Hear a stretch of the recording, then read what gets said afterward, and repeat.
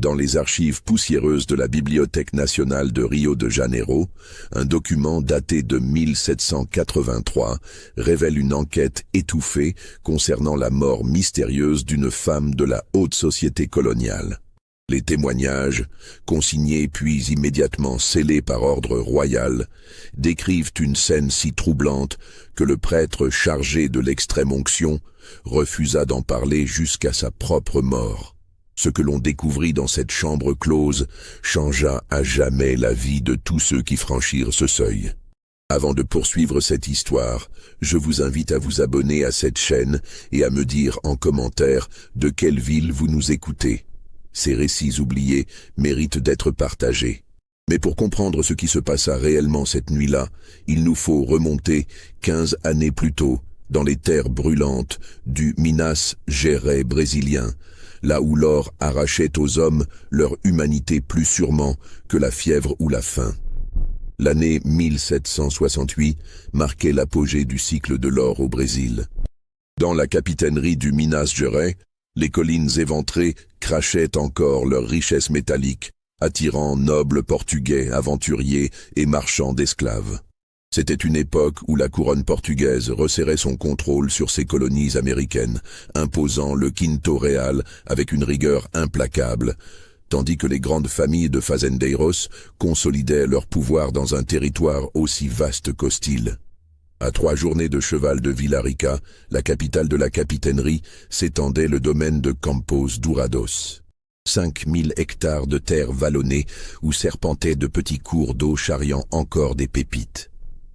La fazenda elle-même dominait le paysage depuis une colline douce, ses murs de pisé blanchis à la chaux visibles à des lieues à la ronde. Autour de la Casa Grande, la maison principale, s'organisait tout un univers. Les senzalas, ces baraquements où s'entassaient près de 200 esclaves, les ateliers, les écuries, la chapelle, et légèrement à l'écart, la Casa de Engenho, où l'on traitait l'or extrait des rivières environnantes. Le domaine appartenait au baron Teodoro Vasconcelos de Almeida, un homme dans sa 5e décennie, arrivé du Portugal 20 ans plus tôt, avec une concession royale et l'ambition dévorante qui caractérisait les nouveaux nobles des colonies. Il avait bâti sa fortune sur le dos de centaines d'âmes arrachées aux côtes d'Afrique, traitées comme du simple bétail dans les registres de la fazenda. Homme de foi ostentatoire et de charité publique calculée, il finançait la construction d'églises dans les villages alentours, tout en marquant au fer rouge ceux de ses esclaves qui tentèrent de fuir. Mais c'était son épouse, la baronne Constança Amélia de Almeida, qui régnait véritablement sur Campos Dourados. Arrivée du Portugal en 1765 pour un mariage arrangé, elle n'avait que 22 ans lorsqu'elle posa pour la première fois le regard sur ces terres qu'elle apprendrait à dominer avec une volonté de fer. Les domestiques parlaient à voix basse de cette femme à la beauté glaciale, aux yeux d'un vert presque minéral, qui déambulait dans les couloirs de la Casa Grande comme une reine dans son palais, exigeant une déférence absolue. Le baron, souvent absent pour ses affaires à Villarica ou à Rio de Janeiro, laissait à son épouse la gestion quotidienne du domaine. C'était elle qui supervisait le travail aux champs, elle qui ordonnait les châtiments, elle qui décidait de l'attribution des tâches. Les esclaves la craignaient plus encore que leur maître.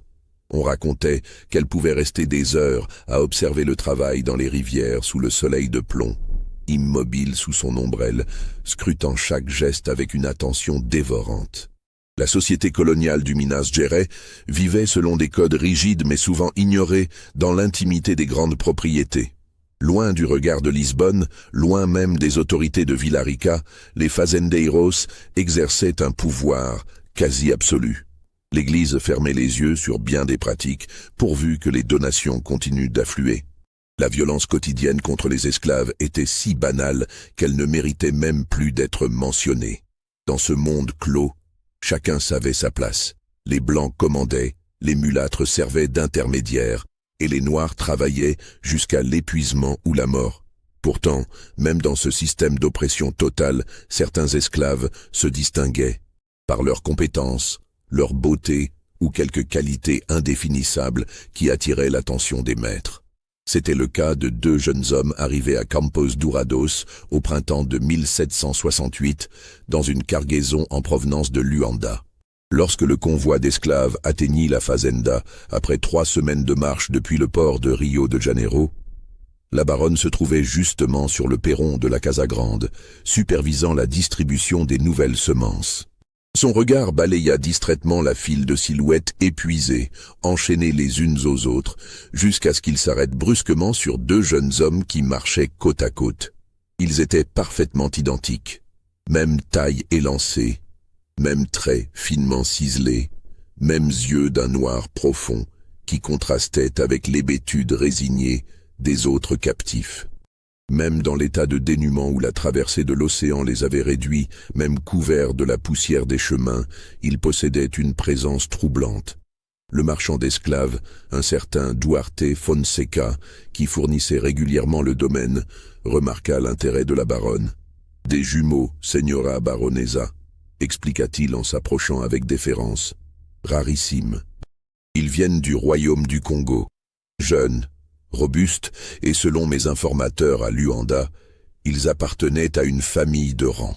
Remarquez la qualité de leur ossature, la noblesse de leur port, malgré les chaînes. » La baronne descendit lentement les marches, s'approcha des 2 jeunes hommes. Ils devaient avoir 18 ou 19 ans tout au plus. Contrairement aux autres esclaves qui baissaient instinctivement les yeux devant elle, les jumeaux la regardèrent, non pas avec défi, mais avec une sorte de résignation lucide, comme s'ils comprenaient déjà ce que leur particularité allait leur coûter. « Comment se nomme-t-il » demanda-t-elle d'une voix étrangement douce. « Dans leur langue, Señora, leurs noms sont imprononçables. On les a baptisés lors de l'embarquement, João et José, simples à retenir. » La baronne fit lentement le tour des 2 jeunes hommes, les examinant avec une attention qui mit mal à l'aise, même le marchand endurci. Elle passa un doigt ganté sur l'épaule de l'un d'eux, traçant une ligne le long de son bras. Le jumeau tressaillit imperceptiblement mais ne recula pas. « Je les prends pour la maison », déclara-t-elle finalement. « Ils ne travailleront pas aux champs, ni aux rivières. Ils seront affectés au service personnel. Combien ? » Le prix fut convenu rapidement. Les jumeaux furent désentravés et conduits immédiatement vers les quartiers des esclaves domestiques, séparés des autres. On leur attribua une petite cellule dans les dépendances adjacentes à la Casa Grande, inhabituel privilège qui ne passa pas inaperçu parmi les autres serviteurs. Dès le lendemain, les jumeaux furent lavés, rasés, habillés de vêtements propres en toile grossière mais décente. On leur assigna des tâches simples dans un premier temps. Nettoyer les couloirs de la maison principale, servir à table lors des repas, porter des messages d'une aile à l'autre de la vaste demeure. La vieille Maria, mulâtre affranchie qui dirigeait le personnel domestique depuis 20 ans, reçut l'ordre de leur enseigner rapidement le portugais. « Ces 2-là, ils sont pour la Señora », murmura-t-elle à sa nièce Benedita, qui servait dans les cuisines. J'ai vu ce regard. Que le Seigneur leur vienne en aide. Maria avait raison de s'inquiéter. Elle avait servi assez longtemps à Campos Dourados pour connaître les habitudes secrètes de la baronne. Au fil des années, plusieurs jeunes esclaves, hommes et femmes, avaient été appelés à servir dans les appartements privés de la maîtresse. Certains en ressortaient le regard vide, d'autres disparaissaient mystérieusement, assignés soudainement aux travaux les plus durs, dans les parties les plus reculées du domaine. On ne posait pas de questions. On baissait les yeux et on priait. Les premières semaines, João et José s'adaptèrent à leur nouvelle existence avec une résignation silencieuse. Ils apprenaient vite le portugais, semblaient comprendre instinctivement ce qu'on attendait d'eux. Leur gémellité fascinait les autres domestiques. Ils bougeaient presque à l'unisson, anticipaient les gestes l'un de l'autre, communiquaient par de simples regards. Cette connexion profonde, loin d'être touchante, ajoutait quelque chose d'inquiétant à leur présence. La baronne les observait constamment. Elle inventait des prétextes pour les faire venir dans ses appartements, porter du linge frais, déplacer un meuble, apporter du café. Elle les faisait attendre, debout, pendant qu'elle lisait ou brodait, jetant de temps à autre un regard évaluateur dans leur direction. Les jumeaux sentaient peser sur eux cette attention dévorante, mais ne comprenaient pas encore ce qu'elle présageait. C'était une nuit de septembre, 3 mois après leur arrivée, que tout bascula. Le baron était parti pour Villarica, où il devait rencontrer des représentants de la couronne au sujet de nouvelles taxes sur l'extraction de l'or. Il serait absent au moins 2 semaines. La baronne fit appeler João dans ses appartements vers minuit, sous prétexte qu'une tapisserie s'était décrochée et devait être réparée immédiatement. João monta l'escalier principal, traversa le couloir aux murs ornés de portraits d'ancêtres portugais qu'il ne connaîtrait jamais, frappa doucement à la porte des appartements de la baronne. Elle lui ordonna d'entrer. La pièce était plongée dans une semi-obscurité, éclairée seulement par quelques bougies. La baronne se tenait près de la fenêtre, vêtue d'un négligé de soie qui laissait deviner les contours de son corps. Elle se tourna vers lui, et João comprit immédiatement qu'aucune tapisserie n'avait besoin d'être réparée. « Approche », ordonna-t-elle doucement. João avança, le cœur battant. Il savait qu'il ne pouvait refuser. Un esclave qui refusait un ordre, quel qu'il soit, pouvait être fouetté à mort, en toute légalité.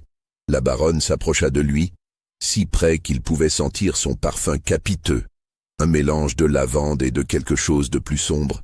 « Tu es beau », murmura-t-elle en traçant du doigt le contour de sa mâchoire. « Vous êtes beau, toi et ton frère, si semblables. Dis-moi, quand l'un de vous ressent de la douleur, l'autre la ressent-il aussi ?» João ne répondit pas, tétanisé. La main de la baronne descendit le long de son cou, de sa poitrine. « Demain soir, continua-t-elle d'une voix devenue rauque, tu viendras ici, et tu amèneras José avec toi. Vous viendrez tous les deux. Tu comprends ?» João hocha faiblement la tête. Le sourire qui étira les lèvres de la baronne n'avait rien d'humain. C'était le sourire d'un prédateur qui vient de repérer sa proie. « Bien, maintenant va, et souviens-toi, pas un mot à quiconque, pas même à ton frère, pas encore.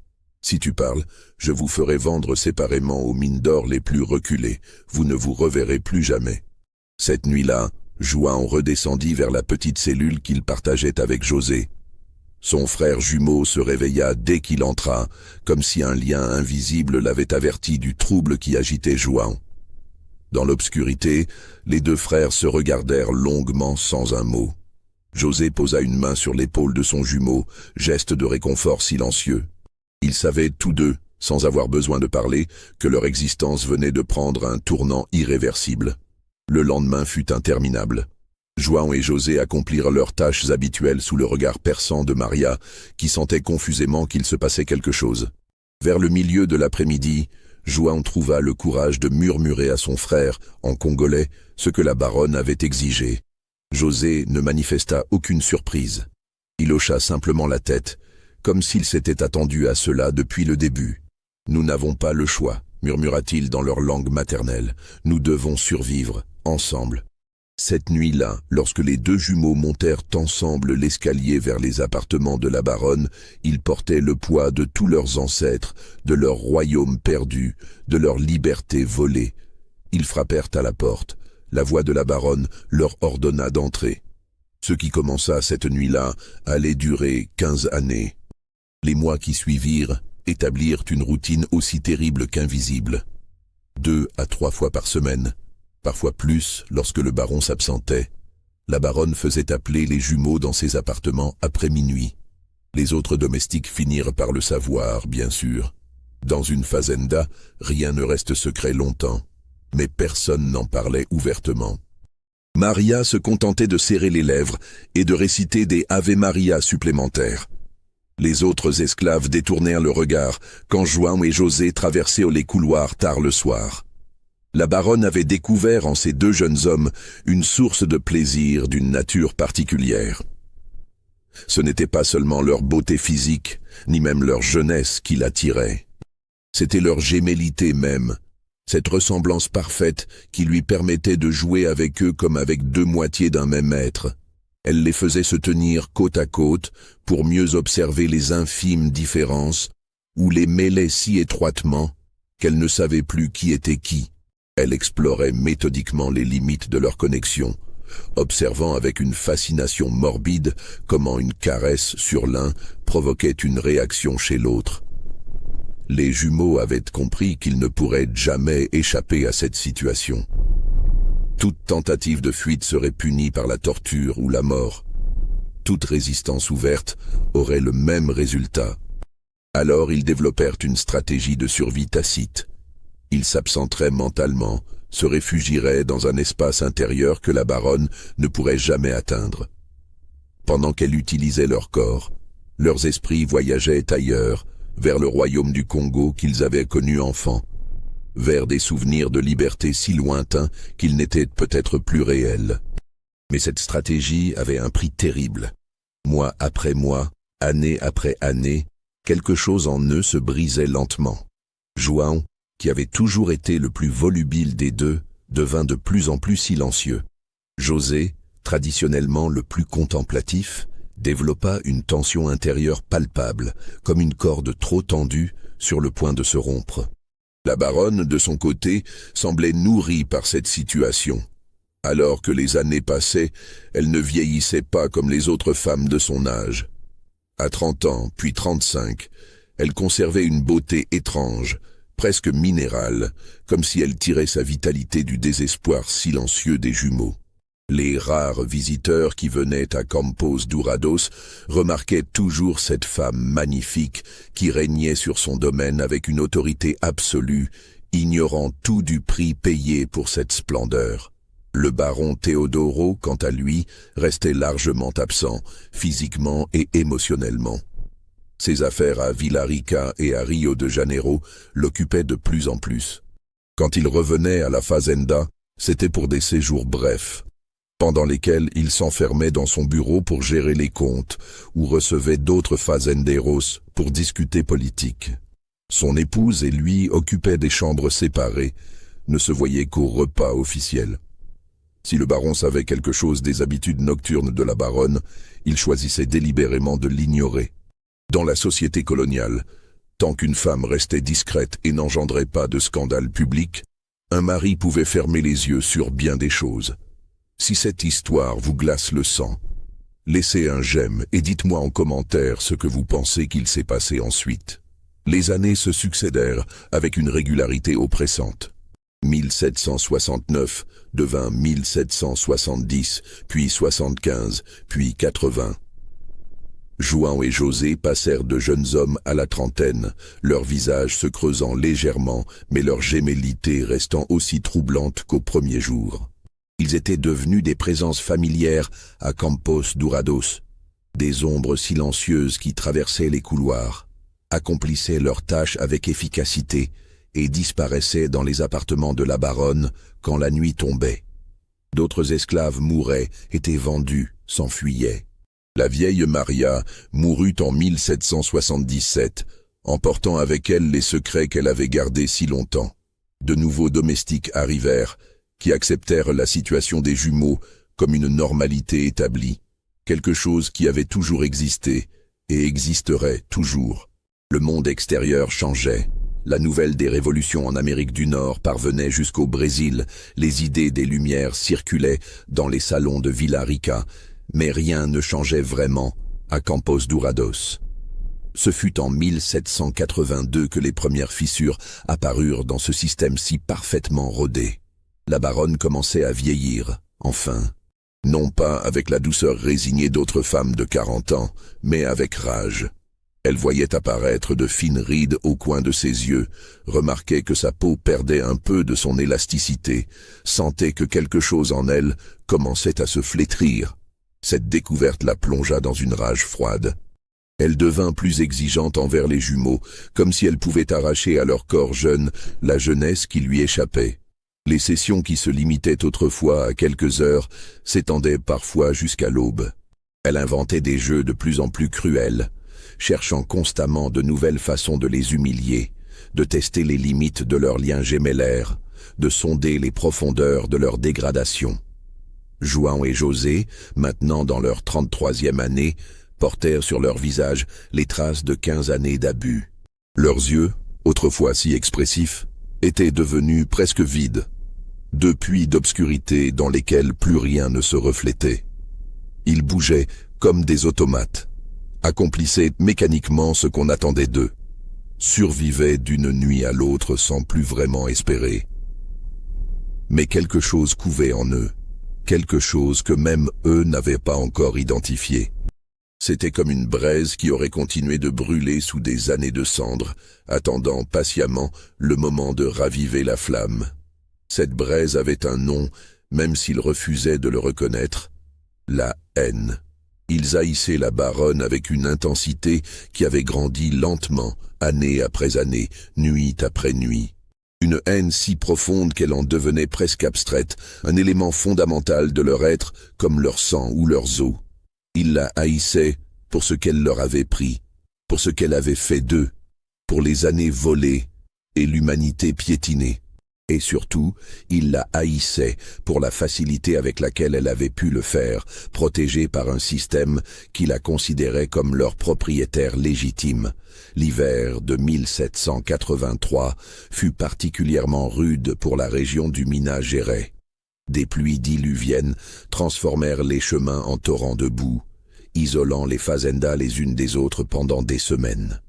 À Campos Dourados, cette isolation amplifia l'atmosphère étouffante qui régnait déjà dans la Casa Grande. Le baron Teodoro était reparti pour Rio de Janeiro début juin, juste avant le début des pluies. Il devait y rencontrer des financiers et des représentants de la couronne pour discuter de nouveaux investissements dans l'extraction de l'or. Son absence, prévue pour 3 semaines, s'étendit à 2 mois, en raison des intempéries qui rendaient les routes impraticables.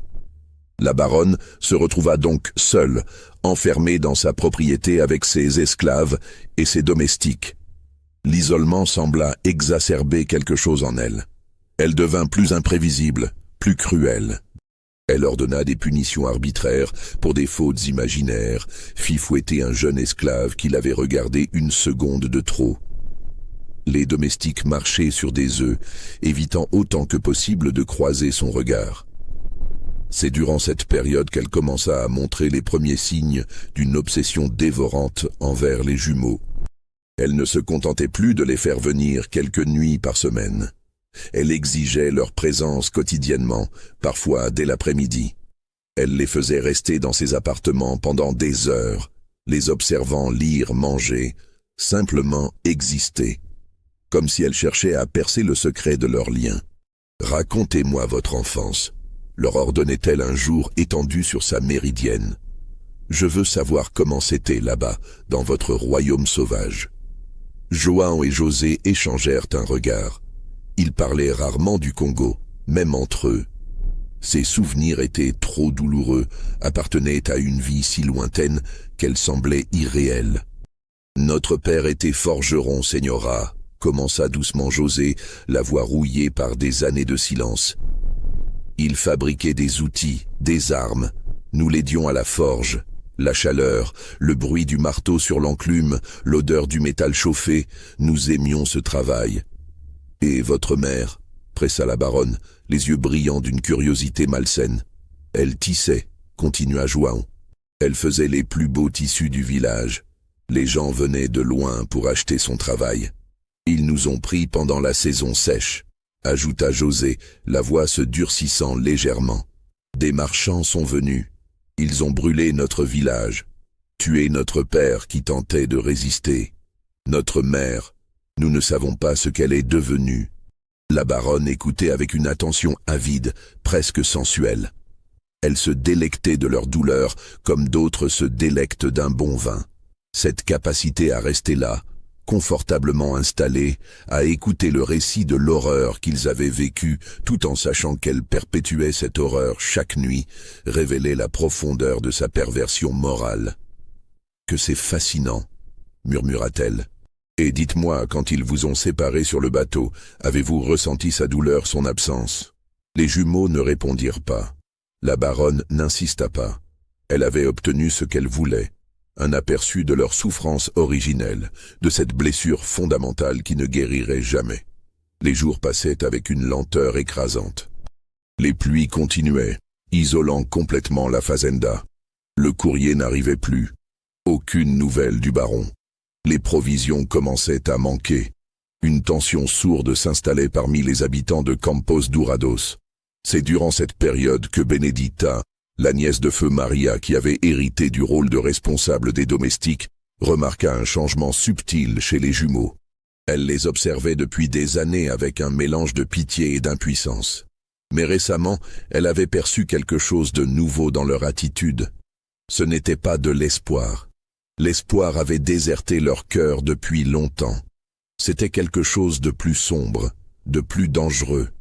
Un soir, alors qu'elle apportait du linge propre à leur cellule, elle les trouva assis face à face, se tenant les mains, murmurant dans leur langue maternelle.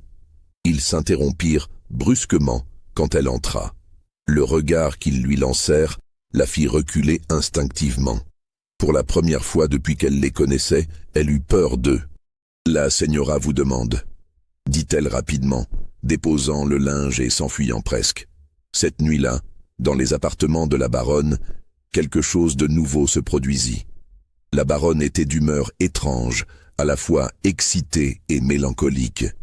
Elle avait bu plus que d'habitude, un porto sucré qu'elle sirotait entre 2 gorgées de vin.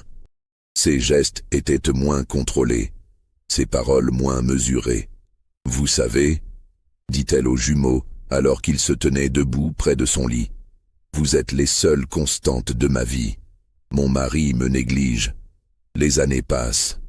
Mes parents au Portugal sont morts sans que j'aie pu les revoir. Mais vous êtes toujours là, fidèles, soumis, mes créatures parfaites. » Elle se leva, s'approcha de João, caressa son visage avec une tendresse qui aurait pu sembler affectueuse si elle n'avait pas été teintée de cette possession malsaine.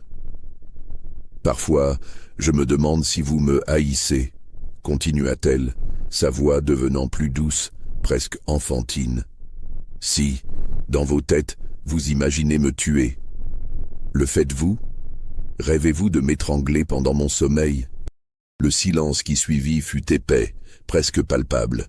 João et José ne répondirent pas, mais quelque chose dans l'atmosphère changea imperceptiblement. La baronne, même dans son état d'ébriété partielle, le sentit. Un frisson la parcourut. Elle rit nerveusement. « Bien sûr que non, » dit-elle, plus pour se rassurer que pour les convaincre. « Vous n'oseriez jamais. Vous savez ce qui vous arriverait. » Les semaines suivantes virent l'état mental de la baronne se détériorer progressivement. L'isolement, l'absence prolongée de son mari, l'ennui écrasant de la vie à la fazenda pendant la saison des pluies, tout contribuait à la plonger dans une sorte de fièvre obsessionnelle. Elle passait des heures devant son miroir à examiner son reflet, cherchant désespérément les signes du temps qui passait. Elle faisait venir les jumeaux de plus en plus souvent, parfois juste pour les regarder, fascinée par leur jeunesse préservée, leur beauté qui semblait défier les années. Un après-midi de juillet, alors que la pluie tambourinait contre les fenêtres avec une violence inhabituelle, la baronne fit une découverte qui allait précipiter les événements. En fouillant dans les affaires des jumeaux, elle le faisait régulièrement, par pur sadisme, pour leur rappeler qu'ils n'avaient droit à aucune intimité. Elle trouva un petit sachet de tissu caché sous leur paillasse.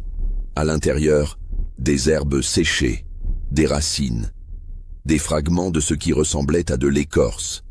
Elle reconnut certaines plantes, en ignorait d'autres. Une odeur amère s'en dégageait. Son cœur se mit à battre plus vite. Était-ce du poison? Préparait-il quelque chose contre elle? Elle fit appeler les jumeaux immédiatement en plein jour, dans le grand salon. C'était inhabituel. Normalement, elle ne les convoquait que dans l'intimité de ses appartements. Mais cette fois, quelque chose de différent animait la baronne. C'était de la peur, même si elle refusait de l'admettre. « Qu'est-ce que c'est » demanda-t-elle sèchement en brandissant le sachet. João et José échangèrent un regard rapide. José prit la parole, sa voix restant neutre. « Des plantes de notre pays, señora. Nous les avons recueillies dans la forêt au fil des années. Elles nous rappellent notre terre. »« Vous mentez » siffla la baronne. « Ce sont des herbes de sorcellerie, de macumba. Vous prépariez un sort contre moi. »« Non, señora, » répondit calmement João. Certaines servent à soigner les maux d'estomac, d'autres à faciliter le sommeil. C'est tout.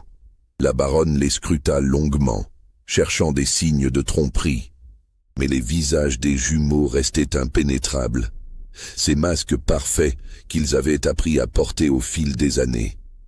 Finalement, elle jeta le sachet au feu qui brûlait dans la cheminée, malgré la chaleur moite. « Si je découvre que vous préparez quoi que ce soit contre moi, dit-elle d'une voix glaciale, je vous ferai écorcher vif, lentement, devant tous les esclaves de la fazenda. Vous comprenez ? Oui, señora, répondirent-ils à l'unisson. Mais alors qu'ils quittaient le salon, la baronne remarqua quelque chose qui la troubla profondément. Pour la première fois en 15 ans, elle avait vu une étincelle dans leurs yeux. Pas de peur, pas de soumission. Quelque chose d'autre. Quelque chose qui ressemblait dangereusement à du défi. Cette nuit-là, la baronne dormit mal. Elle fit des cauchemars étranges où les jumeaux se tenaient au pied de son lit, immobiles, la regardant avec ses yeux vides qui semblaient voir à travers elle.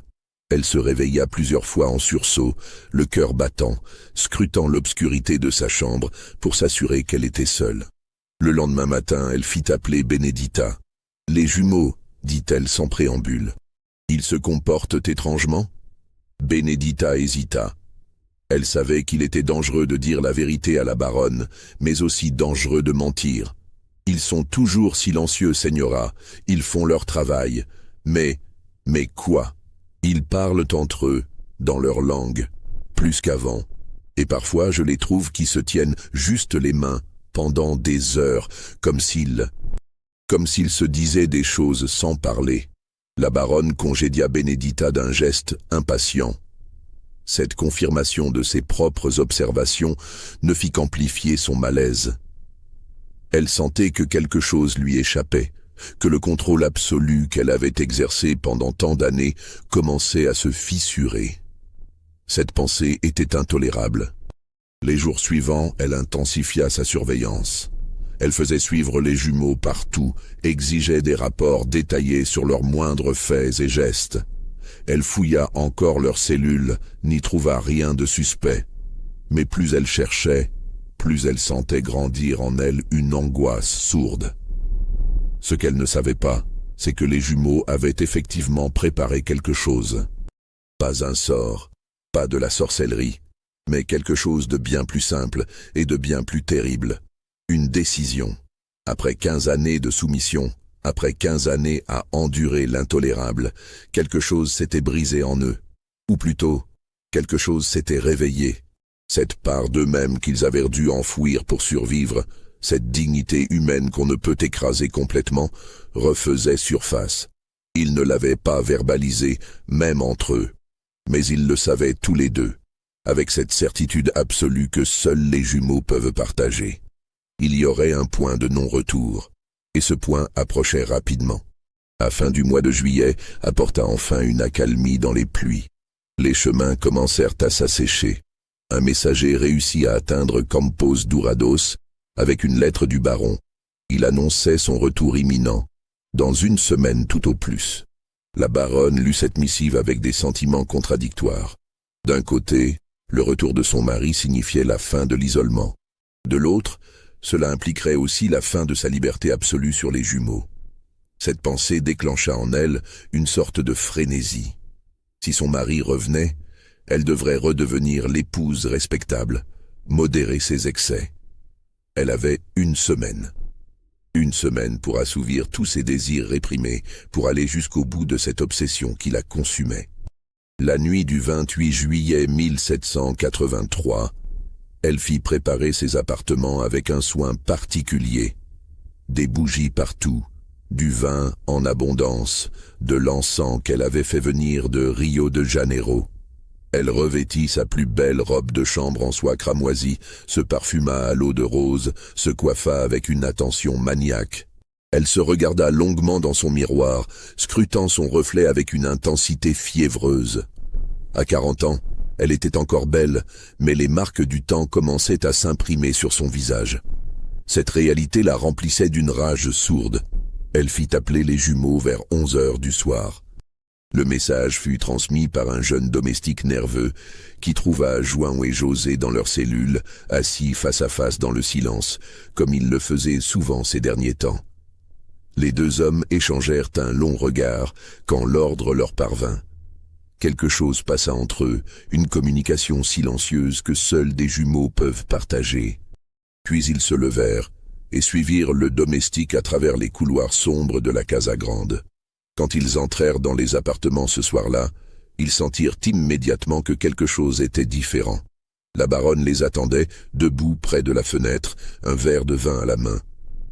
Son regard brillait d'une intensité qui dépassait tout ce qu'ils avaient vu auparavant. Ce n'était plus seulement du désir ou de la cruauté.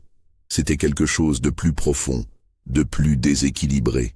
Une sorte de désespoir vorace qui cherchait à se nourrir de leur jeunesse, de leur beauté, comme si elle pouvait ainsi arrêter le temps. « Approchez », ordonna-t-elle, sa voix légèrement pâteuse. Elle avait déjà bu, beaucoup. Cette nuit sera différente. Cette nuit, je veux voir jusqu'où va vraiment votre lien. Je veux comprendre ce qui vous unit. Les heures qui suivirent furent parmi les plus éprouvantes que les jumeaux aient jamais vécues. La baronne, désinhibée par le vin et l'excitation, les poussa dans leur dernier retranchement. Elle ne se contentait plus de prendre du plaisir. Elle voulait les briser complètement, détruire jusqu'à la dernière parcelle d'humanité qu'ils avaient réussi à préserver. Elle les forçait à se regarder pendant qu'elle les utilisait, cherchant à lire sur leur visage la douleur, la honte, la dégradation. « Vous vous haïssez maintenant, n'est-ce pas ?» murmurait-elle avec un sourire cruel. « Vous ne pouvez plus vous regarder sans penser à tout ce que je vous ai fait faire. J'ai détruit même votre lien sacré. » Mais elle se trompait. Ce qu'elle ne comprenait pas, ce qu'elle n'avait jamais compris, c'est que leur lien était précisément ce qui les avait permis de survivre. Chaque humiliation subie ensemble les rapprochait au lieu de les séparer. Chaque nuit d'horreur renforçait cette connexion profonde au lieu de l'éroder. Ils s'étaient soutenus mutuellement à travers 15 années d'enfer, et ce soutien silencieux était devenu la seule chose qui les maintenait encore en vie. Vers 2 heures du matin, la baronne vida une nouvelle carafe de vin. Ses mouvements devenaient moins coordonnés, ses paroles moins cohérentes. Mais son exigence, elle, ne diminuait pas. Elle continuait de donner des ordres de plus en plus dégradants, de plus en plus cruels. Puis, à un moment précis dont ni Juan ni José ne pourraient jamais se rappeler avec exactitude, elle les força à accomplir un acte tellement contraire à leur nature, tellement abject, que quelque chose en eux céda définitivement. Ce ne fut pas une décision consciente. Ce ne fut pas de la colère soudaine. Ce fut plutôt comme si un barrage invisible, construit patiemment au fil de 15 années pour contenir leur humanité brisée, venait soudainement de se fissurer irrémédiablement. Un silence tomba sur la pièce. Un silence dense, presque palpable, si différent du silence résigné qui les avait accompagnés pendant toutes ces années. C'était un silence qui portait en lui une décision, une finalité. La baronne, dans son délire d'ivresse et de pouvoir, ne le remarqua pas immédiatement. Elle riait, un rire aigu et déséquilibré, se versant encore du vin dans son verre avec des gestes maladroits. Du liquide rouge se renversa sur sa robe de chambre, formant une tache sombre qui s'élargissait lentement. « Encore », ordonna-t-elle en se tournant vers eux, le verre à moitié levé. « Je veux que vous… » Elle s'interrompit brusquement. Les jumeaux s'étaient levés. Ils se tenaient côte à côte, immobiles, et ils la regardaient. Mais ce n'était plus le regard vide, soumis, éteint qu'elle connaissait depuis 15 ans. C'était un regard différent. Un regard qui voyait vraiment, qui jugeait, qui avait franchi une ligne invisible. Pour la première fois depuis des années, la baronne ressentit quelque chose qu'elle croyait avoir oublié, la peur. Une peur primitive, viscérale, qui lui noua soudainement l'estomac. « Qu'est-ce que vous me regardez comme ça ?» demanda-t-elle, sa voix tremblante trahissant son malaise. « Je vous ai donné un ordre. » Les jumeaux ne répondirent pas. Ils ne bougèrent pas. Ils continuèrent simplement de la regarder avec cette intensité nouvelle, troublante. Dans leurs yeux noirs, la baronne vit soudain se refléter 15 années d'horreur, 15 années de nuits interminables, 15 années de dignité piétinée. Et pour la première fois, elle comprit vraiment ce qu'elle avait fait. Non pas intellectuellement, elle l'avait toujours su, mais viscéralement, avec tout son être. « Je vous ordonne de... » commença-t-elle, mais sa voix se brisa. José fit un pas en avant, un seul pas, lent, mesuré, puis João fit de même. Ils avançaient vers elle avec une synchronisation parfaite, deux ombres identiques se déplaçant comme une seule entité. Leurs visages restaient neutres, presque sereins. Mais il y avait dans leur regard quelque chose d'absolument implacable. La baronne recula, heurtant le dossier de son fauteuil. Le verre lui échappa des mains, se brisant au sol dans un bruit cristallin qui sembla anormalement fort dans le silence de la pièce. Du vin rouge se répandit sur le tapis persan, formant une mare sombre. « Je vous ferai tuer !» hurla-t-elle soudainement, sa voix montant dans les aigus. « Torturé, écorché vif, vous entendez? Je vous ferai... » José leva lentement une main, un geste simple, presque doux, qui fit taire la baronne plus efficacement qu'un cri. Puis, pour la première fois depuis 15 ans, il parla sans qu'on le lui ordonne. Sa voix était basse, calme, presque tendre, et c'était précisément cette douceur qui la rendait terrifiante. « Non, señora, dit-il simplement, vous ne ferez rien de tout cela, parce que vous savez ce qui va se passer maintenant. Vous le savez depuis le début. C'était écrit dès le premier soir où vous nous avez fait monter ici. Nous ne sommes pas des objets, nous ne l'avons jamais été. Et ce soir, vous allez enfin le comprendre. » La baronne voulut hurler pour appeler à l'aide, mais sa voix se coinça dans sa gorge. La peur lui serrait la poitrine comme un étau. Elle essaya de reculer encore, mais ses jambes refusèrent de lui obéir. Elle se retrouva acculée contre le fauteuil, tremblante, le souffle court. João s'approcha alors, se plaçant de l'autre côté. Les jumeaux l'encadraient maintenant. Deux présences identiques qui semblaient avoir fusionné en une seule force inexorable. João tendit la main et, avec une douceur presque obscène après tout ce qu'elle leur avait fait subir, toucha le visage de la baronne. « 15 ans », murmura-t-il, sa voix chargée d'une émotion contenue si longtemps qu'elle en était devenue presque abstraite. « 15 ans que vous prenez, que vous volez, que vous détruisez. Vous pensiez que nous ne ressentions rien, que nous n'étions pas vraiment humains. Regardez-nous maintenant, señora. Regardez ce que vous avez créé. » La baronne les regarda, vraiment regarda, peut-être pour la première fois. Elle vit dans leurs yeux toute la souffrance qu'elle avait causée, toute l'humanité qu'elle avait niée, toute la dignité qu'elle avait piétinée.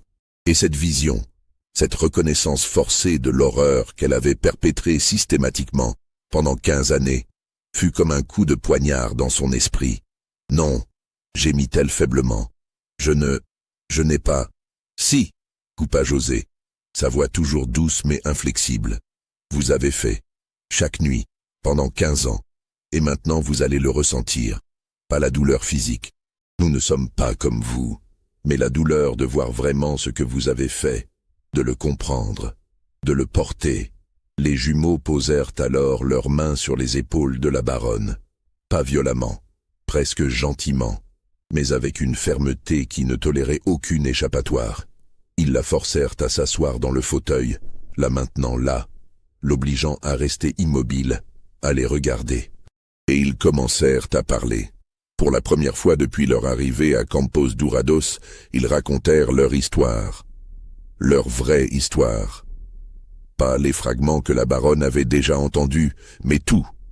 Leur enfance au Congo, la beauté de leur village, l'amour de leurs parents, le jour où les marchands d'esclaves étaient venus, la violence de la capture, la mort de leur père qui tentait de les protéger, les cris de leur mère qu'on emmenait ailleurs, la traversée de l'océan dans la cale puante du navire négrier, la vente sur les marchés, et puis leur arrivée ici, à Campos Dourados.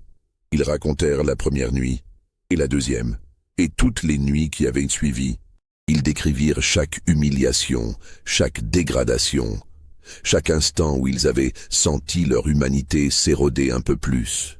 Ils parlèrent de la façon dont ils avaient dû se fragmenter mentalement pour survivre, de la façon dont ils s'étaient soutenus l'un l'autre dans l'obscurité, de la façon dont leurs liens gémellaires étaient devenus à la fois leur salut et leur malédiction.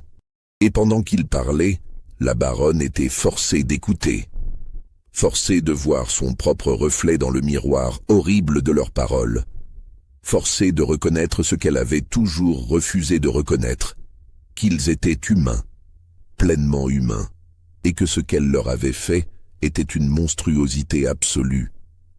La confrontation avec cette vérité fut trop violente pour son esprit. La baronne avait construit toute son existence sur une fiction soigneusement maintenue, que les esclaves n'étaient pas vraiment des personnes, que leur souffrance ne comptait pas vraiment, que son plaisir justifiait tout. Cette fiction s'était effondrée brutalement, et sous les décombres, il ne restait que l'horreur nue de ses actes.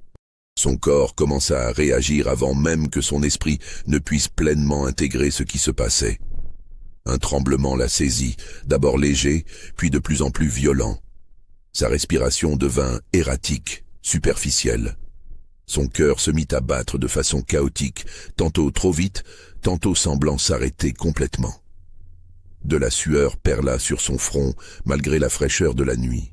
Les jumeaux, voyant son état se détériorer, reculèrent instinctivement. Ils n'avaient pas voulu cela.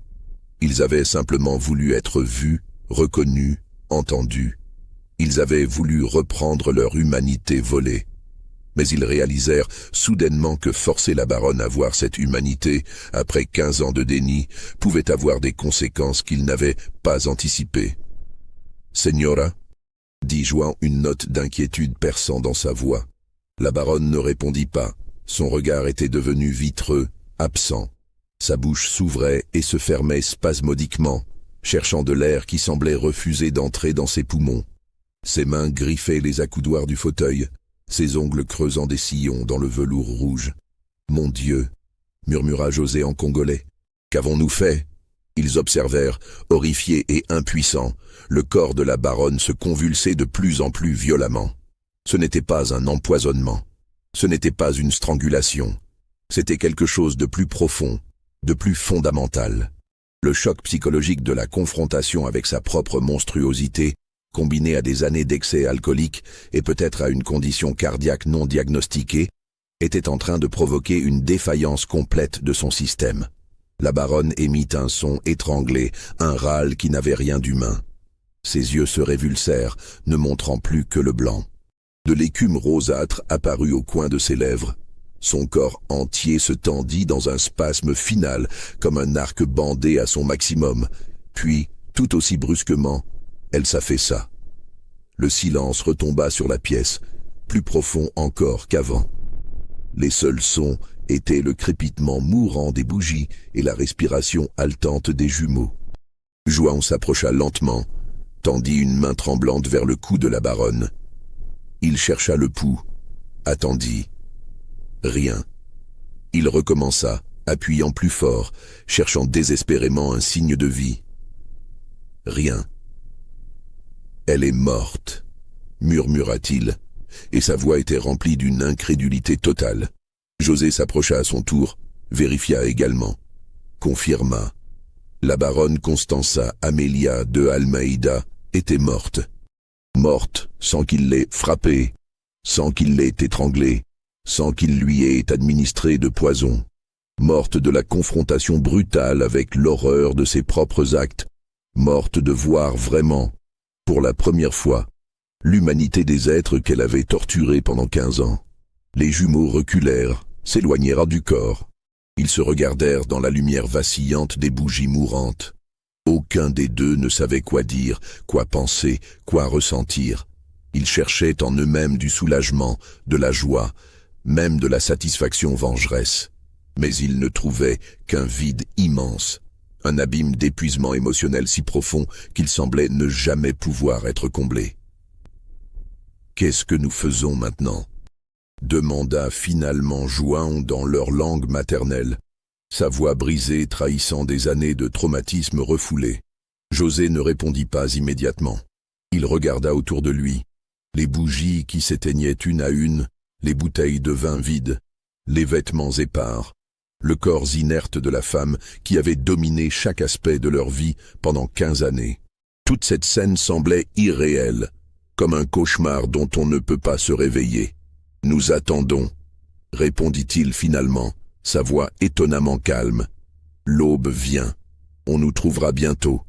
Et alors tout sera fini, d'une façon ou d'une autre. » Ils s'assirent côte à côte sur le sol, le dos contre le mur, à quelques pas du corps de la baronne.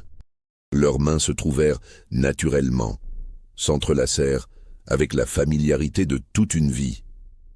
C'était le même geste qu'ils avaient fait 1000 fois au fil des années, dans leurs cellules, quand la nuit devenait trop lourde et que seul le contact physique de l'autre pouvait les empêcher de sombrer complètement. « Tu crois qu'elle est en enfer maintenant ?» demanda Juan après un long silence. José réfléchit longuement avant de répondre. « Je ne sais pas. Je ne sais même pas si l'enfer existe. Mais si oui, elle y était déjà, je pense. Nous y étions tous. Ce lieu, cette fazenda, c'était l'enfer. Et peut-être que maintenant, enfin, nous pouvons en sortir. » Ils restèrent ainsi, côte à côte, regardant la lumière grise de l'aube commencer à filtrer à travers les rideaux lourds. Les bougies s'éteignirent une à une, plongeant progressivement la pièce dans une pénombre qui semblait presque miséricordieuse, voilant l'horreur de la scène. Aucun des deux ne pleura. Les larmes avaient été épuisées depuis longtemps. Aucun des deux ne parla davantage. Tout avait été dit. Ils attendirent simplement, ensemble comme toujours, que quelqu'un vienne les trouver et que leur destin, quel qu'il soit, se scelle définitivement. Dans ce silence de l'aube naissante, quelque chose d'étrange se produisit. Pour la première fois depuis 15 ans, ils ressentirent un début de paix. Non pas le bonheur, non pas la joie, mais simplement l'absence de cette peur constante qui les avait accompagnés chaque jour. La baronne était morte. Il ne serait plus jamais appelé dans ses appartements, plus jamais forcé de subir ses désirs cruels. Quoi qu'il arrive désormais, ce chapitre de leur vie était terminé. C'était Benedita qui les découvrit peu après le lever du soleil. Elle apportait, comme chaque matin depuis des années, le plateau du petit déjeuner de la baronne. Elle frappa doucement à la porte, comme toujours, n'obtint pas de réponse, attendit un moment, inquiète. La baronne était souvent de mauvaise humeur le matin, surtout après une nuit de beuverie, et entrer sans permission pouvait valoir une gifle ou pire. Mais quelque chose dans le silence de ce matin-là lui sembla différent, plus lourd, plus définitif. Après avoir hésité encore un moment, elle tourna doucement la poignée et entr'ouvrit la porte. Le cri que poussa Benedita quand elle vit la scène alerta toute la maisonnée. Un cri aigu, primitif, chargé d'horreur et d'incompréhension. Le plateau qu'elle tenait lui échappa des mains, se fracassant au sol dans un bruit de porcelaine brisée. Elle recula dans le couloir, une main sur la bouche, incapable de détourner le regard de ce qu'elle venait de voir. En quelques secondes, d'autres domestiques accoururent. Puis Rodrigo, le contremaître, un homme massif au visage durci par des années passées à imposer la discipline aux esclaves. Il écarta brutalement les domestiques qui s'agglutinaient devant la porte, entra dans les appartements. La scène qu'il découvrit défait toute logique immédiate. La baronne gisait dans son fauteuil, la tête rejetée en arrière, les yeux ouverts, fixant le plafond dans une expression de terreur figée. Aucune marque visible sur son corps, aucun signe de lutte, aucune blessure apparente. Les bougies s'étaient toutes consumées, laissant des traces de cire solidifiée partout. Des bouteilles de vin vides jonchaient le sol. L'air était lourd d'une odeur mélangée de parfum, d'alcool et de quelque chose d'autre, quelque chose de fade que Rodrigo reconnut comme l'odeur de la mort récente. Et assis contre le mur, les mains toujours jointes, les jumeaux attendaient. Leurs visages étaient des masques vides. Leurs yeux regardaient droit devant eux sans vraiment voir. Ils ne tentèrent pas de s'enfuir, ne dirent pas un mot. Ils restèrent simplement là, comme s'ils avaient déjà accepté leur sort. « Qu'avez-vous fait » hurla Rodrigo, sa voix tonnant dans la pièce. Il dégaina son fouet, le fit claquer dans l'air. « Qu'avez-vous fait à la señora? José leva lentement les yeux vers le contremaître. Sa voix, quand il parla, était d'un calme presque surnaturel. Nous n'avons rien fait. Elle est morte. Son cœur a lâché. Menteur! Rodrigo fit un pas menaçant vers eux. Vous l'avez tuée, je vais vous... Attendez, intervint une voix depuis la porte. C'était le père Anselmo, le vieux prêtre qui desservait la chapelle de la fazenda. Il entra lentement, s'approcha du corps de la baronne. Ses mains tremblantes vérifièrent le pouls, touchèrent le front déjà froid. Il examina le corps avec attention, cherchant des signes de violence. « Il n'y a pas de marque, » dit-il finalement, sa voix troublée. « Pas de strangulation, pas de coup, rien. On dirait qu'elle est morte d'une crise quelconque. » « Mais ils étaient là, » insista Rodrigo en pointant les jumeaux, « seuls avec elle, en pleine nuit. Vous savez tous ce qui se passait ici. » Un silence gêné accueillit ces paroles. Tous le savaient, effectivement. Mais personne n'en avait jamais parlé ouvertement. C'était un de ces secrets que tout le monde connaissait, mais que personne ne reconnaissait. Le prêtre lui-même détourna le regard, mal à l'aise.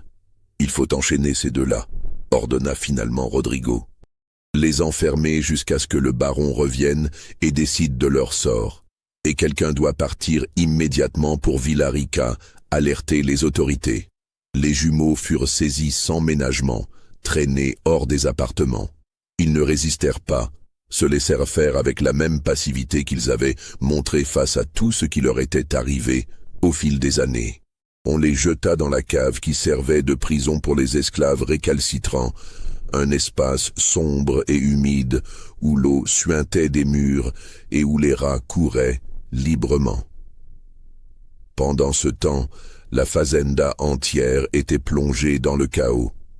Les domestiques chuchotaient dans les coins, spéculant sur ce qui s'était réellement passé. Les esclaves des champs, quand la nouvelle leur parvint, réagirent avec un mélange de peur et d'espoir confus.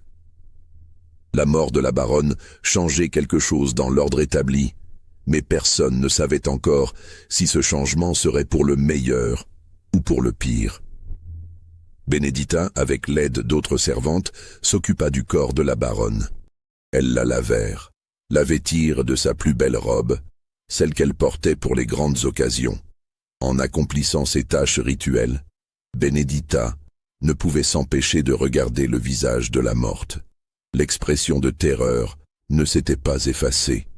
Même dans la mort, la baronne semblait voir quelque chose d'horrible, quelque chose qui l'avait suivie au-delà du voile. « Qu'est-ce qui a pu lui faire si peur ?» murmura une des jeunes servantes. Benedita ne répondit pas. Elle avait ses propres théories, mais les garderait pour elle. Certaines vérités étaient trop dangereuses à exprimer à voix haute. Un messager partit au galop pour Villarica dès que l'aube fut assez avancée pour rendre les chemins visibles. Il portait une lettre urgente du contremaître expliquant la situation et demandant la présence immédiate du magistrat. Un autre courrier fut envoyé pour tenter de joindre le baron Teodoro, qui devait être quelque part sur la route entre Rio de Janeiro et la fazenda. Les jours qui suivirent furent suspendus dans une étrange attente. La fazenda continuait de fonctionner, mais de manière mécanique, sans âme. Le corps de la baronne reposait dans la chapelle, sous la garde constante de domestiques qui priaient à voix basse. Dans la cave, João et José restaient assis côte à côte dans l'obscurité, ne parlant presque pas, se contentant de tenir leurs mains jointes. « Tu as peur ?» demanda João le deuxième jour, brisant un long silence. José réfléchit avant de répondre. « Non, je pensais que oui, mais non. J'ai vécu dans la peur pendant 15 ans. Maintenant, elle est morte, et je suis libre. Même si cette liberté ne dure que quelques jours de plus avant qu'il nous tue, elle existe. Pour la première fois depuis que nous avons quitté notre pays, je me sens libre. » João hocha la tête dans l'obscurité.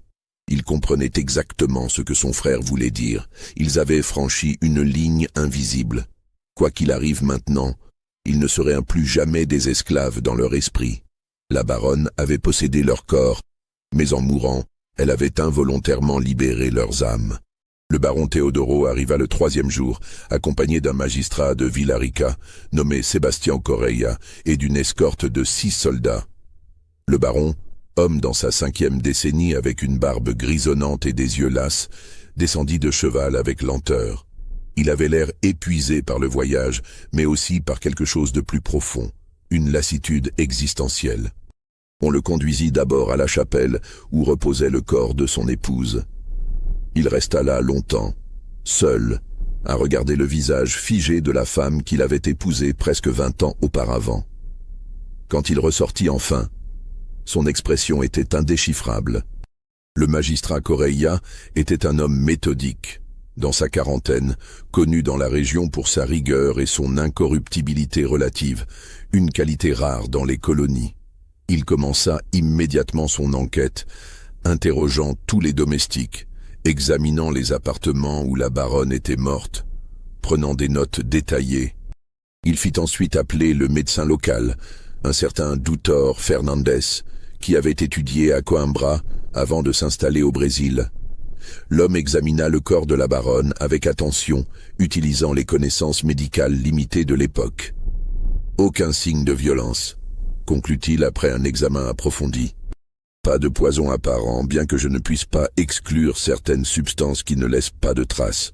Le corps ne présente pas de rigidité anormale, pas d'odeur caractéristique. Les yeux, ils montrent des signes de ce qu'on appelle une hémorragie conjonctivale.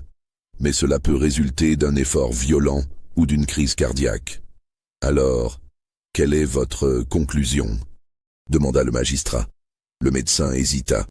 Si je devais me prononcer, je dirais une défaillance cardiaque soudaine, possiblement déclenchée par une consommation excessive d'alcool. La señora avait, d'après ce que j'ai entendu, un penchant pour le vin, et le cœur d'une femme de son âge soumis à des excès répétés. Mais ces hommes étaient présents, insista Rodrigo le contremaître. Seuls avec elle, ils ont dû faire quelque chose. Le magistrat se tourna vers lui avec un regard sévère. La présence ne signifie pas culpabilité. Nous devons établir les faits, pas suivre des suppositions. Il ordonna qu'on amène les jumeaux. Ils furent sortis de la cave, crasseux, affamés, mais se tenant toujours droit.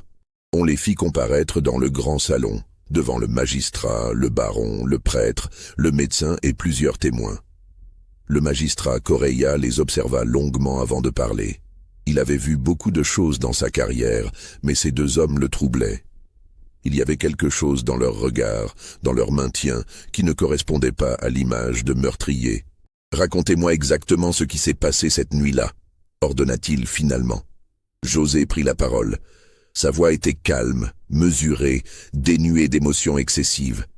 Il raconta, non pas tout, certaines choses ne pouvaient être dites, mais suffisamment. Comment la baronne les avait convoqués, comme elle le faisait souvent. Comment elle avait bu beaucoup. Comment, vers 2 heures du matin, elle s'était soudainement mise à trembler, à suffoquer. Comment ils avaient tenté de l'aider mais n'avaient rien pu faire. Comment elle était morte devant eux et comment ils avaient attendu l'aube, ne sachant pas quoi faire d'autre. Le magistrat l'écouta sans l'interrompre. Puis il se tourna vers les domestiques qui avaient été appelés comme témoins. Cette habitude de faire venir ces hommes dans ses appartements, elle durait depuis longtemps, demanda-t-il, bien qu'ils connaissent déjà la réponse. Benedita, tremblante, confirma. Depuis qu'ils sont arrivés à la fazenda, Señor Magistrado, depuis 15 ans. Un murmure gêné parcourut l'assemblée. Le baron serra les mâchoires, mais ne dit rien. Le prêtre baissa les yeux. Ces arrangements étaient courants dans les fazendas, tout le monde le savait, mais on n'en parlait pas ouvertement. Que le magistrat force cette reconnaissance publique était embarrassant pour tous. Et la señora, elle buvait souvent, continua Correia. De plus en plus ces derniers mois, Seigneur, admit Benedita. Parfois je la trouvais pas bien le matin. Elle semblait tourmentée. Le magistrat interrogea ensuite d'autres domestiques, recoupant leurs témoignages. Tous confirmaient l'alcoolisme croissant de la baronne, son comportement de plus en plus erratique, son obsession pour les jumeaux. « Y a-t-il eu des menaces ?» demanda-t-il aux jumeaux. « L'un de vous a-t-il déjà exprimé le désir de nuire à la señora ?» Jamais, Seigneur, répondit João. Nous étions ses esclaves. Nous faisions ce qu'elle ordonnait. Toujours. Il y avait quelque chose dans la façon dont il prononça ce dernier mot, toujours, qui fit frissonner plusieurs personnes présentes. Une résignation si profonde qu'elle en devenait presque accusatrice. L'enquête continua pendant 3 jours. Le magistrat examina les appartements encore et encore, cherchant des indices, des signes de lutte, n'importe quoi qui pourrait suggérer un meurtre. Il interrogea chaque domestique séparément, cherchant des contradictions. Il fit examiner le vin restant dans les bouteilles pour détecter d'éventuels poisons. Il ne trouva rien. Absolument rien qui puisse prouver que les jumeaux avaient activement causé la mort de la baronne. Le 4e jour, il convoqua une assemblée formelle. Tous les habitants de la Casa Grande furent présents, le baron, les domestiques, le prêtre, le médecin, le contremaître et bien sûr les jumeaux. Le magistrat Correia se leva, ses documents à la main, et prononça son verdict avec une solennité grave. Après une enquête approfondie, j'ai examiné tous les témoignages, tous les éléments matériels et consulté l'expertise médicale disponible. Ma conclusion est la suivante. La baronne Constanza Amelia de Almeida est décédée de cause naturelle, très probablement une défaillance cardiaque soudaine, possiblement déclenchée ou aggravée par une consommation excessive d'alcool.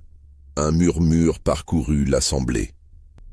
Rodrigo voulut protester, mais le magistrat leva la main pour imposer le silence.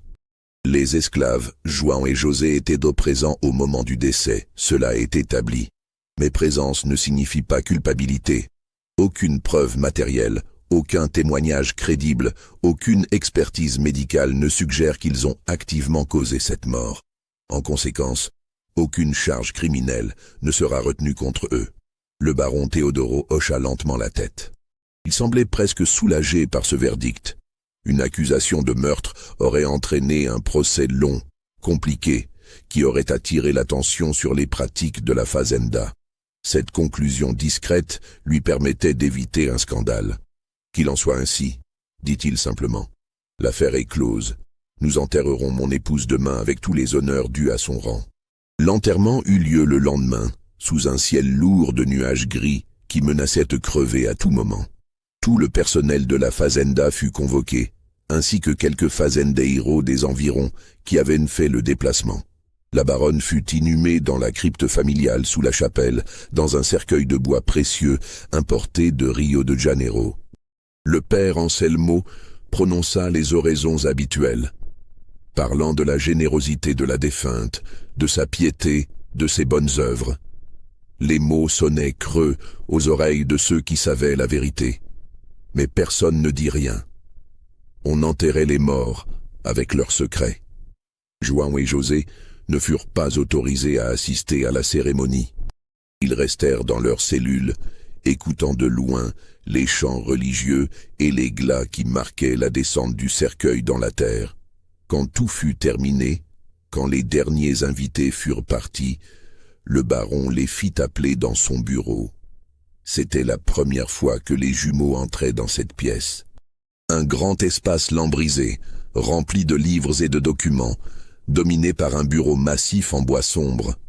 Le baron était assis derrière ce bureau, une pile de papiers devant lui. Il les regarda longuement sans parler. « Je sais ce qu'elle était », dit-il finalement, sa voix fatiguée. « Je l'ai toujours su, mais c'était mon épouse, et dans cette société, un homme ne doit pas intervenir dans certaines affaires. » Les jumeaux ne répondirent pas. Ils n'avaient rien à dire à cet homme qui avait fermé les yeux pendant 15 ans. Le baron poussa les documents vers eux. « Ce sont vos lettres d'affranchissement. À partir de maintenant, vous êtes des hommes libres. Prenez-les et partez, aujourd'hui même. Je ne veux plus jamais vous voir. » João prit les documents d'une main tremblante. Des papiers. De simples morceaux de papier qui faisaient d'eux des êtres humains, aux yeux de la loi.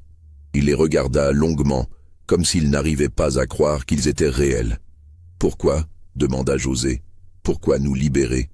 Le baron eut un sourire amer. « Parce que je ne peux pas vous garder ici. Vous me rappelleriez constamment ce qui s'est passé. Et peut-être que c'est la seule chose juste à faire. Allez-vous-en. Recommencez ailleurs. Essayez d'oublier. Les jumeaux sortirent du bureau, tenant ces précieux documents contre leur poitrine. Ils retournèrent à leur cellule, rassemblèrent leurs maigres possessions, quelques vêtements, rien d'autre. Benedita leur prépara un baluchon avec de la nourriture pour plusieurs jours. « Que Dieu vous protège !» leur dit-elle à voix basse, les larmes aux yeux. « Allez loin d'ici.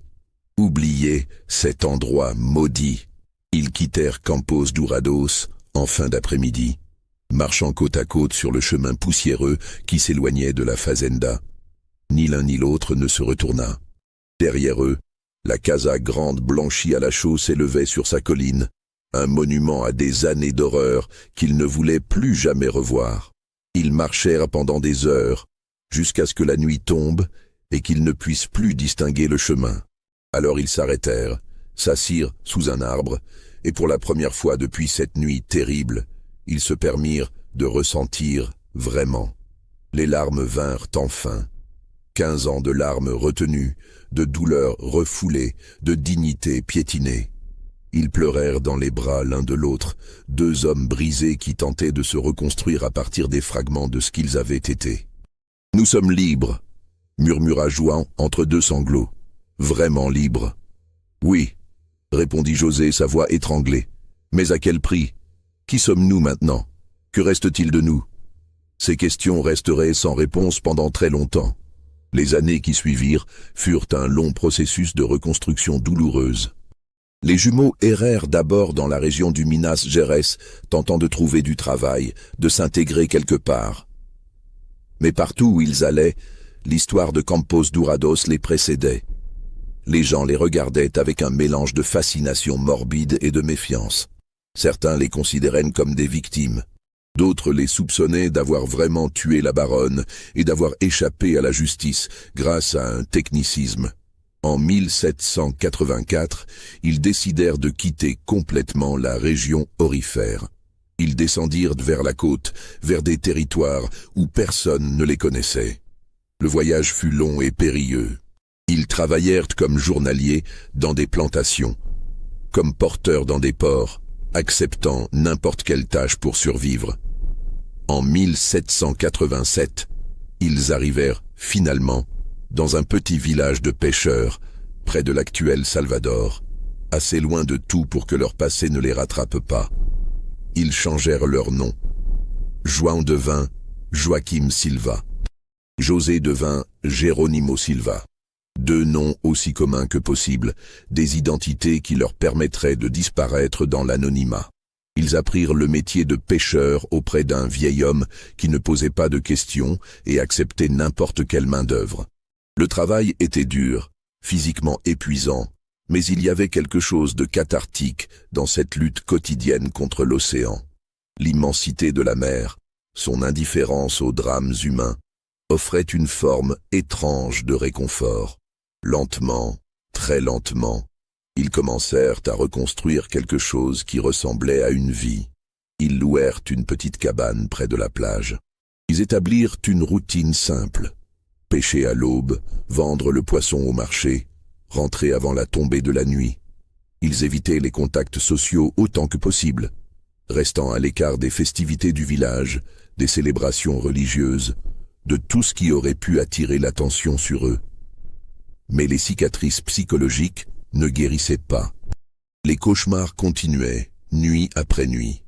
Des rêves où ils étaient de nouveau dans les appartements de la baronne, piégés dans une boucle temporelle infinie. Des rêves où elle n'était pas morte, où elle continuait à les appeler, encore et encore. João se réveillait souvent en sueur, tremblant, et trouvait José déjà éveillé, les yeux grands ouverts dans l'obscurité, incapable de se rendormir.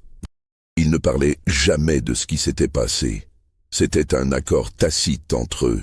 Ces 15 années appartenaient à un passé qu'ils tentaient désespérément d'enterrer. Mais le silence sur le sujet créait un poids invisible qui pesait constamment sur eux. En 1801, João commença à montrer des signes de déclin. Ce n'était rien de physique au début, juste une lassitude croissante, un désintérêt progressif pour tout. Il continuait de pêcher, de manger, de vivre, mais c'était mécanique, sans vraiment habiter son corps.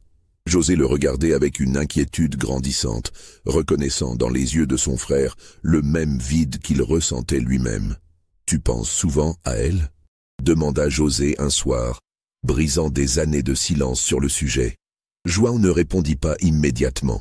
Ils étaient assis sur la plage, regardant le soleil se coucher sur l'océan, teintant le ciel de rouge et d'orange flamboyant. « Chaque jour, admit-il finalement, chaque nuit, elle est toujours là, dans ma tête. Parfois je me demande si nous l'avons vraiment tuée, ou si c'est nous qu'elle a tuée. » José comprit exactement ce que son frère voulait dire. La baronne était morte physiquement, mais elle continuait d'exister en eux. Un fantôme qui hantait chaque pensée, chaque moment de repos, chaque tentative de se construire un avenir.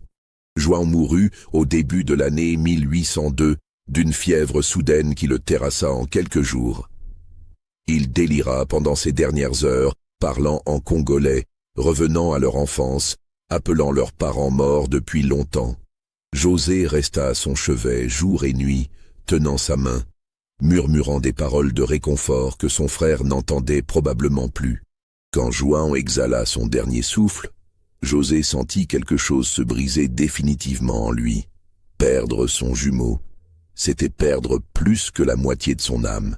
C'était perdre le seul témoin de son existence, le seul être qui comprenait vraiment ce qu'ils avaient vécu. Il se retrouvait soudainement et absolument seul dans un monde qui lui était devenu étranger. Il enterra João dans le petit cimetière du village sous une simple croix de bois sans nom. Puis, il retourna à sa cabane vide et réalisa qu'il n'avait plus de raison de continuer. Les 12 années qui suivirent furent une longue descente lente vers la fin. José continuait de pêcher, mais c'était par pure habitude, non par volonté de vivre. Il parlait de moins en moins, mangeait juste assez pour ne pas mourir de faim. Les autres pêcheurs du village le regardaient avec pitié, cet homme vieillissant prématurément qui semblait porter le poids du monde sur ses épaules. En 1814, à l'âge de 49 ans, José sentit que son temps touchait à sa fin. Ce n'était pas une maladie particulière, juste un épuisement total, un corps et un esprit qui avaient simplement cessé de vouloir continuer. Il passa ses derniers jours allongé dans sa cabane, regardant par la petite fenêtre le ciel qui changeait de couleur au fil des heures. La veille de sa mort, il eut une vision. Ou peut-être était-ce un rêve. Il ne savait plus faire la différence. Il se voyait jeune à nouveau, dans le royaume du Congo, avant que tout ne s'effondre. Son père travaillait à la forge, le marteau résonnant sur l'enclume dans un rythme régulier et rassurant. Sa mère tissait, ses doigts habiles, créant des motifs complexes dans le tissu. Et à côté de lui, toujours, João. Son frère, sa moitié, son reflet. « Nous rentrons à la maison », murmura João dans la vision, et son sourire était le premier sourire vrai que José avait vu sur son visage depuis des décennies. José mourut dans son sommeil cette nuit-là, le corps retrouvé plusieurs jours plus tard, par un voisin inquiet de ne pas l'avoir vu. Le curé du village, le père Mateus, un homme bon qui avait toujours respecté la vie privée de cet étranger silencieux, s'occupa de l'enterrement. Il nota dans les registres paroissiaux, le 23 février de l'année 1814, est décédé Geronimo Silva, pêcheur, âgé d'environ 49 ans, sans famille connue. Cause du décès, vieillesse et mélancolie profonde. Enterré au cimetière paroissial. Une vie entière, des décennies de souffrances, de survie, de tentatives de reconstruction, résumées en quelques lignes dans un registre qui serait bientôt oublié. Le père Mateus l'enterra à côté de son frère, sous une croix identique. Ils ne savaient pas toute leur histoire, ne comprendraient jamais vraiment ce qu'ils avaient enduré. Mais ils sentaient confusément qu'il y avait là une tragédie plus grande que ce qu'ils pouvaient imaginer. À Campos Dourados, pendant ce temps, la vie avait continué. Le baron Teodoro s'était remarié rapidement, avec une jeune femme douce nommée Inès, qui lui donna 3 enfants. Il mourut en 1810 d'une pneumonie, respecté dans la région comme un homme d'affaires prospère et un bienfaiteur de l'Église. La vérité sur ce qui s'était passé sous son toit fut enterrée avec lui. La fazenda passa à son fils aîné, qui la géra avec moins de succès. Les mines d'or s'épuisaient, l'économie de la région changeait. En 1850, la propriété avait perdu beaucoup de sa valeur et de son prestige. L'abolition graduelle de l'esclavage au fil du XIXe siècle rendit finalement ce type d'exploitation impossible. En 1888, quand l'esclavage fut définitivement aboli au Brésil, Campos Dourados n'était déjà plus qu'une ombre de ce qu'elle avait été. Les descendants du baron, appauvris et désintéressés, vendirent la propriété dans les années 1900. Les nouveaux propriétaires tentèrent d'en faire une exploitation agricole moderne, mais sans succès. La fazenda fut finalement abandonnée dans les années 1930. La nature tropicale, patiente et impitoyable, commença à la reprendre. Les murs s'écroulèrent. Le toit s'effondra. La végétation envahit les couloirs où avaient marché les jumeaux tant de fois. La chapelle où fut enterrée la baronne s'écroula, dispersant ses ossements dans la terre rouge. Aujourd'hui, il ne reste que des ruines à peine reconnaissables. Des touristes aventureux s'y rendent parfois, attirés par les légendes locales qui parlent d'un lieu maudit. Des archéologues ont fait quelques fouilles, récupérant des fragments de poterie, des outils, des ossements anonymes. Mais l'histoire vraie de Campos Dourados, l'horreur qui s'y est déroulée, reste largement inconnue. Dans les archives de Villa Rica, devenu Ouro Preto, le rapport du magistrat Sébastien Correia existe toujours. Un document jauni, aux bords effrités, presque illisible. Quelques chercheurs l'ont consulté au fil des décennies, intrigués par cette mort mystérieuse d'une baronne dans sa fazenda isolée. Mais sans contexte, sans comprendre vraiment ce qui s'était passé dans ses appartements cette nuit-là, ils n'y ont vu qu'une curiosité historique de plus. Dans les registres paroissiaux du petit village de pêcheurs près de Salvador, les noms de Joaquim Silva et Geronimo Silva sont inscrits avec leur date de décès. Personne ne sait qu'il s'agissait de João et José, les jumeaux de Campos Dourados. Cette connexion a été perdue à jamais. Mais dans la mémoire orale des descendants des esclaves de la région du Minas Gerais, l'histoire survit, transformée et amplifiée au fil des générations. On raconte l'histoire de deux frères jumeaux qui furent les esclaves d'une femme cruelle et dont la souffrance était si grande qu'elle finit par tuer leur maîtresse. On dit que leurs esprits hantent encore les ruines de Campos Dourados, cherchant éternellement la paix qu'ils n'ont jamais pu trouver de leur vivant. Certains habitants de la région jurent avoir vu, au crépuscule, deux silhouettes identiques marchant parmi les décombres, se tenant par la main. D'autres disent avoir entendu des pleurs dans le vent qui soufflent à travers les murs écroulés, des pleurs qui semblent venir de très loin, d'un temps révolu où l'humanité de certains était niée pour le plaisir d'autres. Mais peut-être que la vérité est plus simple et plus terrible que toutes ces légendes. Peut-être qu'il n'y a pas de fantômes, pas de malédiction, pas de justice cosmique. Juste l'écho persistant d'une souffrance humaine trop grande pour être jamais complètement effacée. Juste le souvenir de ce que les êtres humains sont capables de s'infliger les uns aux autres quand un système leur en donne le pouvoir et l'impunité. João et José sont morts il y a plus de 200 ans. Leurs os se sont depuis longtemps mélangés à la terre du Brésil qu'ils ont labourée, des océans qu'ils ont sillonnés. Leurs noms ont été oubliés. Leur histoire a été effacée des livres d'histoire officiels. Mais quelque part, dans les recoins oubliés des archives coloniales, dans les murmures transmis de génération en génération, dans les ruines silencieuses d'une fazenda perdue, leur histoire persiste. Elle persiste comme un avertissement, comme un témoignage, comme une accusation silencieuse contre tous les systèmes qui réduisent des êtres humains à de simples objets. La baronne Constança Amélia de Almeida est morte cette nuit de juillet 1783. Mais ce qu'elle représentait, l'abus de pouvoir absolu, la déshumanisation systématique, la cruauté banalisée, a survécu bien au-delà d'elle. Et peut-être que c'est la vraie malédiction de Campos Dourados. Non pas que les morts hantent les vivants, mais que les vivants continuent de répéter les erreurs des morts, encore et encore, à travers l'histoire.